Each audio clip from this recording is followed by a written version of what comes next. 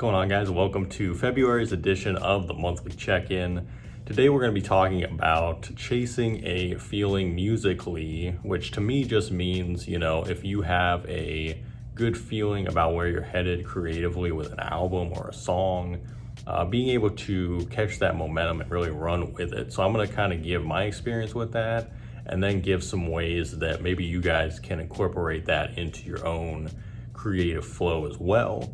But first and foremost, as always, gotta highlight 3 different songs that you guys should be checking out for the month of February. First up, we have a track from producer Statik Selektah and hip-hop legend Bun B.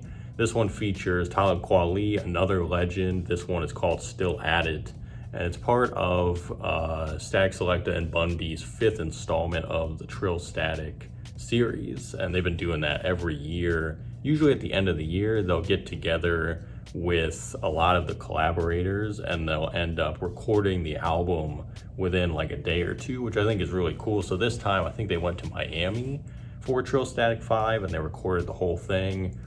This song in particular is relatively short, but I just love the production style, and obviously Bun B and Talib Kweli, some of the best lyricists you're gonna find out there. So I think they hit their stride on this thing and really just feel comfortable and in the pocket. And Statik obviously doing his thing on the production side over the course of the whole album. I don't think this is my favorite Trill Statik from, the 5 versions. I'd say Trill Statik 3 is still my favorite, but this one still brings that quality of clashing, East Coast sound with the Dirty South sound that Bun B would bring to the table. So definitely check this one out. Like I said, this is my personal favorite from the album, but I think this album has, 17 or 18 songs to it total. Like, it's a pretty lengthy album, but all the songs are relatively shorter. And again, I think it's cool that they kind of just get together once a year and put these things together and make a whole album with a lot of different people. So if you're a fan of Statik or if you're a fan of Bun B, obviously it's a no-brainer. But if you haven't checked out any of these editions of Trill Statik, go check out the other ones, but check out Trill Statik 5 as well. It just dropped in December. Next up is a track by Skyzoo called Love Day, and this song is a part of his most recent project that I believe dropped in November at some point, or maybe early December. But the project itself was executive produced by The Other Guys, amazing production duo that I've highlighted on this series. And obviously I've highlighted Skyzoo many, many times because he is, to me, one of the best lyricists out there. Someone that is an amazing artist, but also ghost writes for a lot of different people as well, which I always found fascinating. But again, going back to, that East Coast sound, this is very New York. It's very gritty. And I like this song in particular because, kind of similar to the Statik and Bun B song, he just kind of finds his pocket and just goes for 3.5 minutes. And this beat in particular is just a sample that's kind of flipped a certain way and chopped a certain way. There's really no drums to this. This is more of a drumless track. I don't think I've heard Skyzoo on a lot of drumless beats before. Like, he is primarily rapping on beats that have a lot to them. Beats that are usually pretty high octane, high energy. And there's obviously tracks like that on this project overall, but this song I thought was very interesting because this is more of a track that I would picture, someone like Planet Asia rapping on, who traditionally raps on drumless tracks. So I thought it was very cool for Skyzoo to do this. And just the overall theme of the record being, spreading love to different people, and then him kind of reflecting on his own life and his own career in the song as well, which I think is pretty cool. And I believe there was an interview that he did recently where he dove into different songs on this project, and he specifically dove into this one as being one of the more intricate ones lyrically that he did. So I just think it's a very good record. Again, you can't really go wrong with Skyzoo and the quality that he brings to the table. So definitely check this one out. It's called Love Day, and go give that a listen. And finally, we have a track from one of my most recent favorite artists, someone that I started listening to about a year ago, and that's Henno, who I think I've highlighted at least once on this segment before, but Henno is from Tacoma Park, Maryland. Discovered his work through his album with Matt Keys last year, which was called Healing Out Loud. And he ended up dropping a solo project, kind of like a mixtape at the end of 2025 called That's What I Call Heno Volume 1, which I really enjoyed. It was a nice little snapshot of, him kind of putting together more fun songs and more vibrant songs. There's still some very heartfelt stuff in there, which I think the stuff I like from him the most is the heartfelt stuff. But I think it was nice to kind of have a mix of different vibes. And the track I chose was called Who. It's more of like an interlude, but I really just love the production style, and I really love the melodics that he ends up choosing on this thing. He does a lot more singing on this song and kind of just flowing with the beat itself. So I would definitely go give this project a listen, but I would also recommend checking out his other solo work and the album Healing Out Loud with Mad Keys.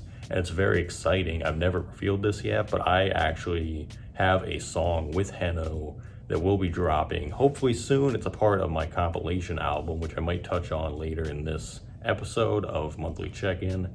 But I was able to work with Heno this past fall on a very awesome song that I'm excited to release soon.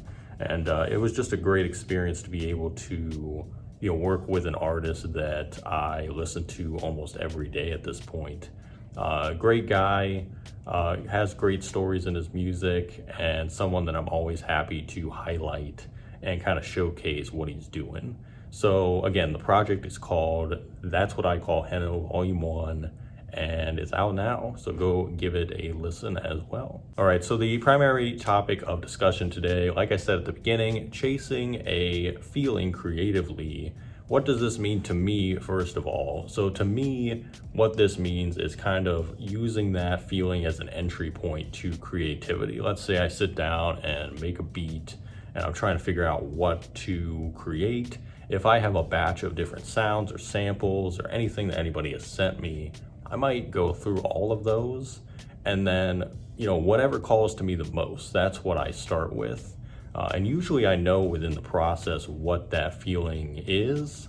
I'm obviously very good at telling what I don't like, but if I have, let's say, 3 or 4 ideas that I do like, which one do I choose? I think for me, it just depends on being able to see almost like see a finish line within the sample itself or within that sound itself. Like if I can see the finish line before I start, that to me is the feeling that lets me know, okay, this is the one that I need to choose. And does this happen every single time? No, but it happens the majority of the time. And I think once you get off to that good starting point and you can see the finish line, it's almost like you just have to bridge the gap now between that beginning and that finish line. So that to me is what it means. And obviously there could be different context to that, because if you are collaborating with people in person, you might each have your own distinct feelings about the vision of the song or the vision of even a part of a song. And sometimes you can butt heads over that, but a lot of times if you're working with the right people, I think you can almost combine your ideas and combine those feelings together to make something even greater, which is also very exciting. And that to me is why I think feeling is so important, because you can be as technical as possible. Some of the best producers and musicians, they are the most technical people I've ever seen or ever heard.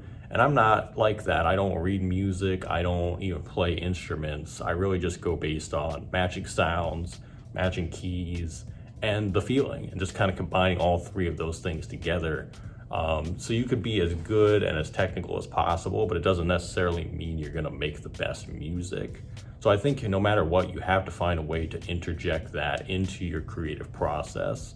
And I think the moment that gets lost is where you kind of lose that vision as a music maker, and therefore you end up making music that feels more forced, or music that just doesn't genuinely feel like you as a person, because that feeling is who you are as a person. So if you are allowing that to kind of guide the process and allowing the music to do its thing, that is where you're going to get the best result when it's all said and done. So I think in 2026, obviously we're a month in, but we got a long way to go this year. I think if I had to recommend anything, and something that I'm going to do myself, is just continue to allow that feeling to be a part of the process. And with AI music being a thing, it's becoming more prevalent, allowing programs and machines to generate songs. I think it's more important than ever that we as people and we as creatives and music makers continue to show our human side through our creativity. We have to be able to do this to set ourselves apart from all this stuff that's being generated by AI. And I think it helps us to be able to show all these companies, all these startups out there that are launching these AI technologies, that making music is still fun, the process is still fun, collaborating with real people is still fun, and just show them that there's still so much power in doing things how they've always been done, which is connecting on that human level. So that's pretty much all I had as far as that topic goes, but I think it is very important, especially nowadays, to stay tapped in with our feelings creatively and see where that can lead us. And I look forward to seeing where it leads me this year and beyond. Before we get out of here, I don't really have a lot of new updates. I hope you guys checked out Homemade Soup, which was the EP I dropped last month with Beatmology, 4-track EP. This month is kind of the dead time where I'm not going to be putting out a ton of things, but I have some things planned for the spring. I have an album with Cessflow that we just wrapped up. I can't reveal the title and everything just yet. Probably next month I'll be doing that. But like I mentioned earlier, my compilation album is almost done. It's almost finished, which is very exciting. And I revealed to you that I have Heno on there, which is super cool. And I'll be slowly kind of revealing who is a part of that project when the time comes close. But first and foremost, I'll be rolling out my next instrumental project, which is called Mural of a Sober Introvert. And in April, I'll be releasing the first single for that as well. So you can be on the lookout for a lot of, heavier releases, like heavier stream of releases coming in the spring and beyond. But for now, we're kind of in the dead space. But again, I appreciate you guys for checking out the music I put out so far this year. Other than that, thank you guys very much for watching as always. I believe next month I'm gonna probably be covering my experience going out to NAMM, which is the trade show where a lot of big music companies come out and they showcase their new gear for the year. And a lot of industry people in general will be out there, producers, artists, everybody in between. So I'm looking forward to seeing if I can connect with some people that I already know through the internet. It's gonna be kind of a cool experience and something that I've wanted to do for the last few years. So that is gonna be probably what I'm talking about next month. But until then, thank you guys as always for tuning in. Stay safe, stay positive, and we'll see you next time.